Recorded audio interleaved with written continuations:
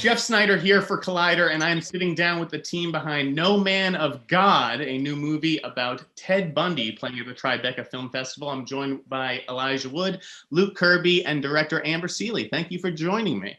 Thank you Thanks for having us. me. Thank you. When we're talking about festival films, there's no trailers out yet. People aren't really sure what these movies are about. So Amber, why don't you sort of explain, what No Man of God is really all about? I'm going to pass that to Elijah. Oh my God, Amber. You're so much better at it than me, Elijah. Oh, well, that's set up. Now the pressure's on. No Man of God is a film that depicts the last 4 years of Ted Bundy's life as he sat on death row awaiting execution. And it depicts his relationship with FBI profiler Bill Hagmaier that met him on a number of occasions leading up to his execution. And it's about what sort of transpires between those two men. Bill was it was early days in the FBI profiling, so he took the sort of that opportunity when nobody else really wanted to, because Ted was so manipulative and really was very distrustful of the FBI and law enforcement in general. And what transpired was an actual connection. At the end of it, Ted considered Bill his best friend. Bill did not consider Ted his best friend. But in addition to helping families get clarity on the whereabouts of their family members, there was also a human connection between these two people. It's a fascinating story that is not about glorifying Ted Bundy, but rather getting into the heart of who he was as a flawed and deeply troubled individual. I think that was a great answer. It is all about finding closure for those victims. So Amber, how did you find your way to this project? Wouldn't it be funny if I passed this to Luke?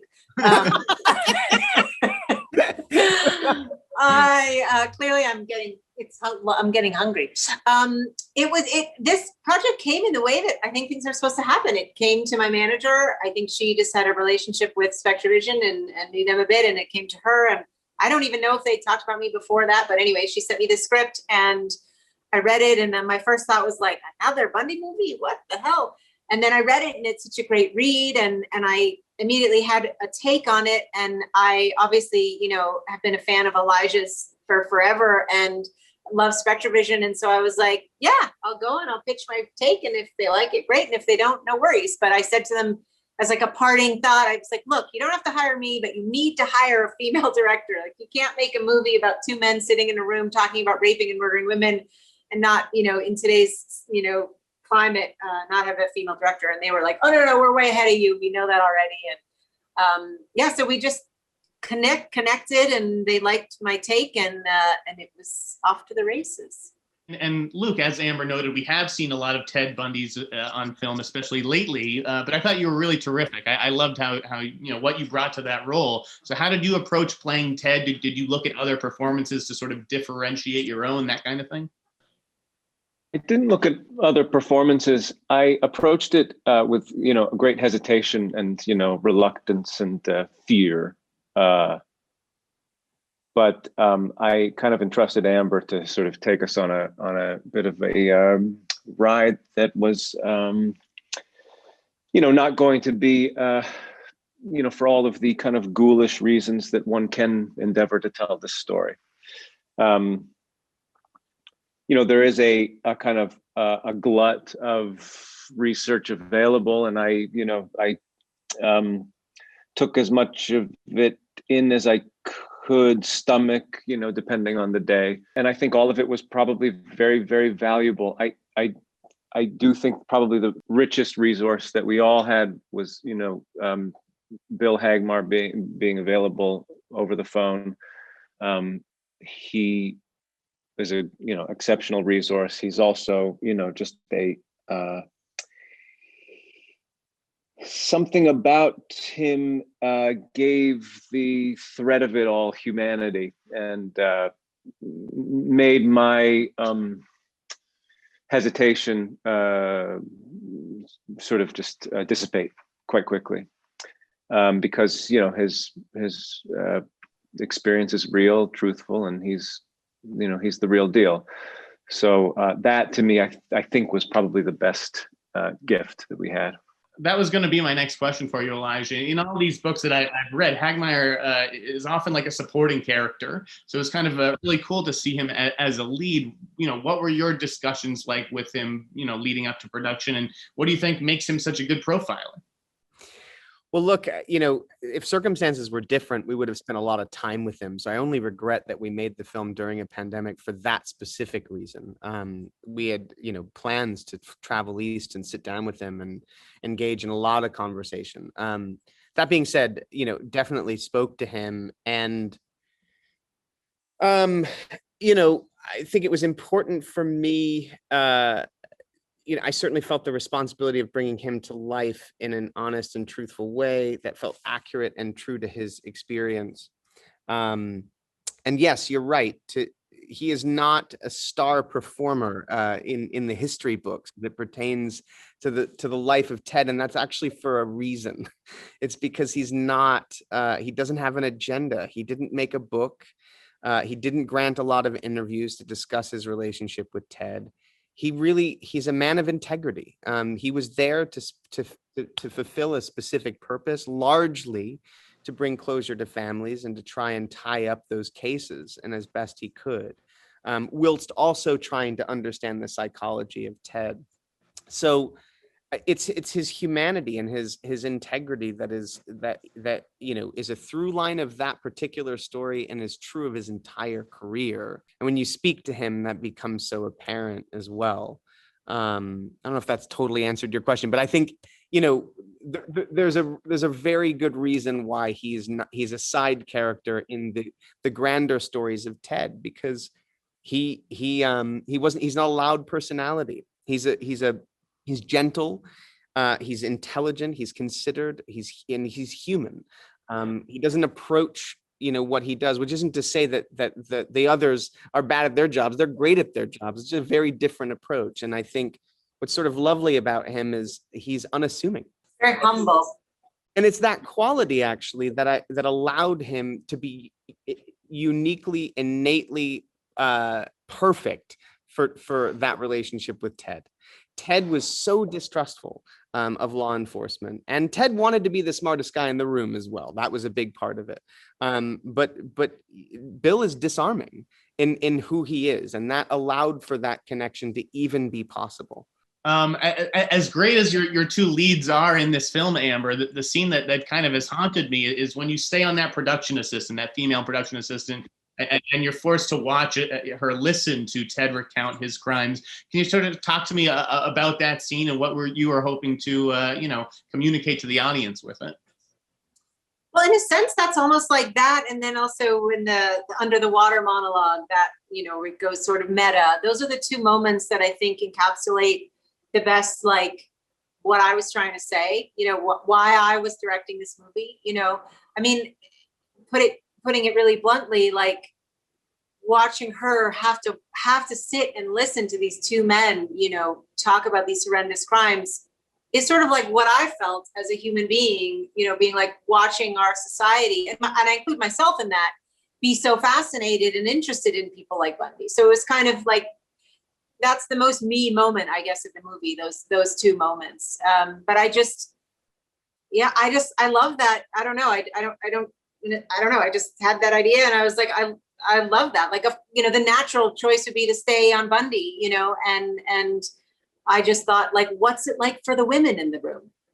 What's it like for the 24-year-old assistant? And I don't know if people will recognize it, but all the women in the film are dressed like victims, actual Bundy victims. And so to me, it was also a commentary or a way to bring them into the story, because I felt like it was offensive to make a movie with Bundy as such a big character in it and not have the victims be present in some way that was meaningful and, not kind of cheesy or melodramatic, and I didn't want to do the typical like listing of their names at the end of the movie, but I wanted them to be present and have weight.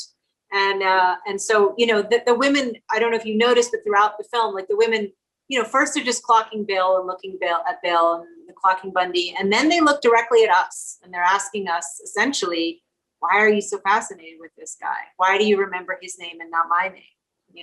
Since this movie is mostly two guys in a room talking, what were there any movies that you looked to as influences, as far as how you were going to stage and shoot this thing? My Dinner with Andre.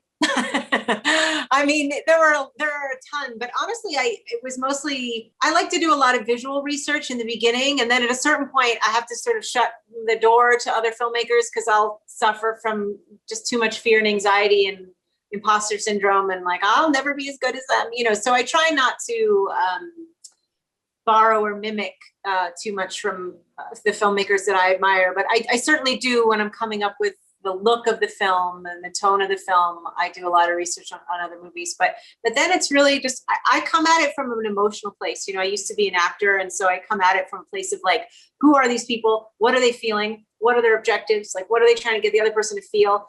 And that's kind of like my way in. And then the camera work is an extension of that. And the production design is an extension of that, of like the emotional state. To me, it's always grounded in some sort of reality, even if it's a meta moment or a dream moment. I like it to be grounded in performance. I think people will watch any good performance, no matter what the story is, no matter what the production design is. If the performances are riveting, I'll watch it.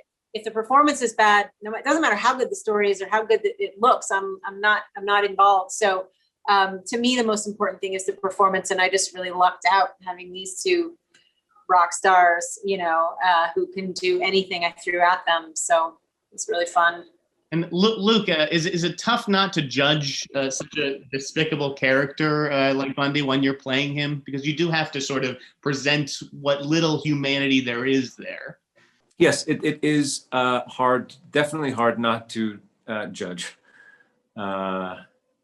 It's still hard. I don't have a lot of interest in sort of participating in a conversation that sort of tries to give his motivations any purchase or reason, but, you just have to dive in. I do have an exercise of kind of imagining people as children, and that seems to be a kind of a good way into embracing even the worst of us. So, in that regard, that was the best I could do to kind of find an in with him, if there was any at all, But yeah, I'm no angel. I'd throw a stone probably, or a few, or a brick, or like a fucking chainsaw. I get it. Sure. Well, I did want to just, close, I guess, on this note with you, Elijah. It seems like we're seeing you on camera acting every couple of years. Would you say that your primary passion right now is producing? I don't know that one holds sway over the other necessarily. The producing is ever present. We're just the nature of it. We're always developing something, or in post on something. It occupies a majority of my time, but it's not that one takes precedence over the other. It's really just more circumstantial, in terms of the spacing of those things as it pertains to the acting. I just love the filmmaking process. So in whatever way I can be a part of something and facilitate, I just like to do that, Cool. Well, I've been watching you since the days of The Good Son. So keep up the good work. Ooh, yeah. Yeah, I love it. We're talking about crazy serial killer movies, right? Yeah.